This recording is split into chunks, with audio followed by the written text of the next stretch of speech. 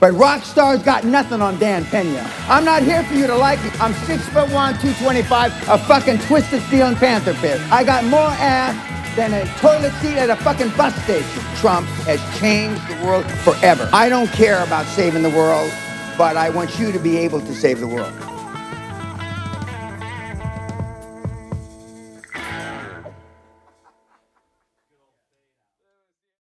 What is your definition of a high-performance person? Being all that you can be every day. 24/7, 365, being all you can be. Well, the most important thing is self-esteem. The people that we read about, the people that we admire, the Elon Musks, the Steve Jobs, the Warren Buffetts, etc., all have one thing in common. They have extremely high self-esteem. Muhammad Ali, which used to be Cassius Clay, the great fighter, arguably one of the greatest fighters ever, he was talking shit since he's 14, 15 years old, I'm the greatest. Before he ever had a professional fight. You've been trained, keep your head down, don't embarrass yourself, don't embarrass the family, don't say things that may not happen.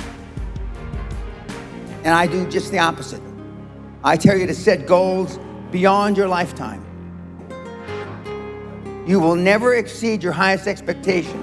You will never exceed your highest, craziest thought. Never. That's a guarantee. When kids come to me, they want to make $1 million, 10 million, you know, and then when they've made 100 million, they say, Mr. Pena, we would have never, ever dreamt that we could create 100 million until we met you. But the one thing that they all have in common is they're fucking hungry. Hungry for a better life. Hungry for change. Hungry for the tough love their parents didn't give them. Business startups fail the first year. Up to 90% of all business startups. So, if it almost sounds when you read those things that the odds are against you. Well, I look at it just the opposite. I look that means that most of you aren't going to try. Not you, but I mean most of the audiences I speak to won't try. So that means the opportunities that are there are going to be more for me. Most of you have been taught taking action is listening to a podcast. Taking action is reading a book. Taking action is taking a course online. No. Taking action is pulling the fucking trigger. You know, I say in 4 words what most people say in a book. Just fucking do it.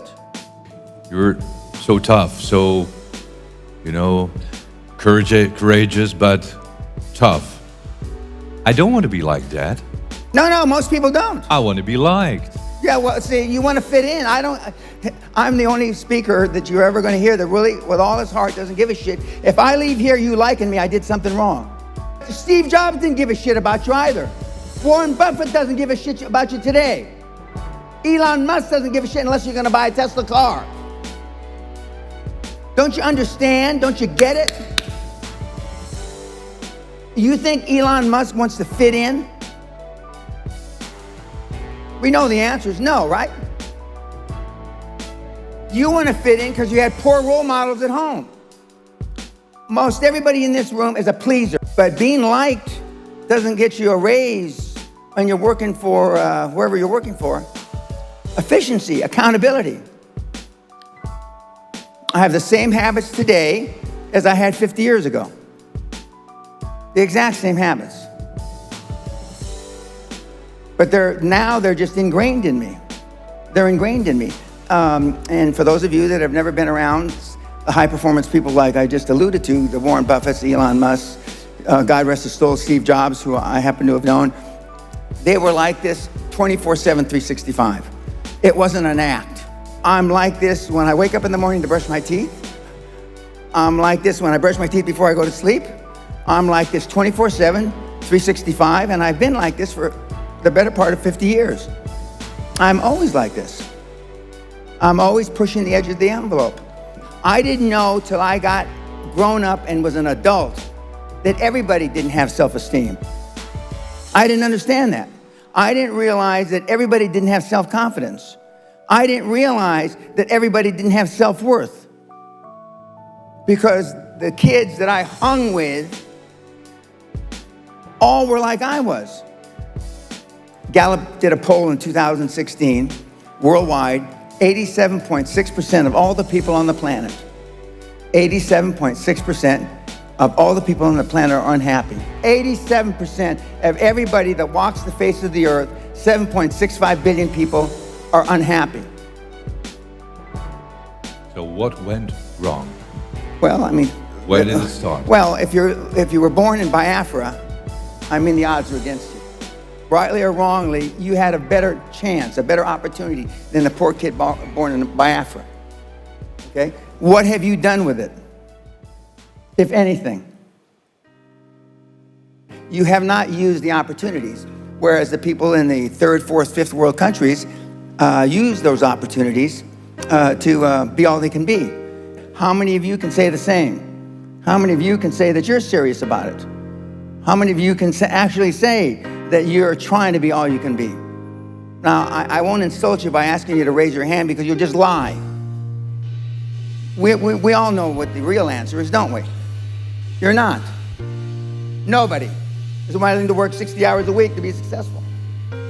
Nobody's willing to miss an anniversary, wedding anniversary, to be successful, because you're not willing to make any sacrifices to be high performance. You know, what do you want your legacy to be? Some of you don't even want to talk. It's another thing you don't want to talk about. What's your legacy going to be? So how do you foresee the financial future? 5, 10 years from now? I don't have much faith in the world. The world is irreversible. We're fucked.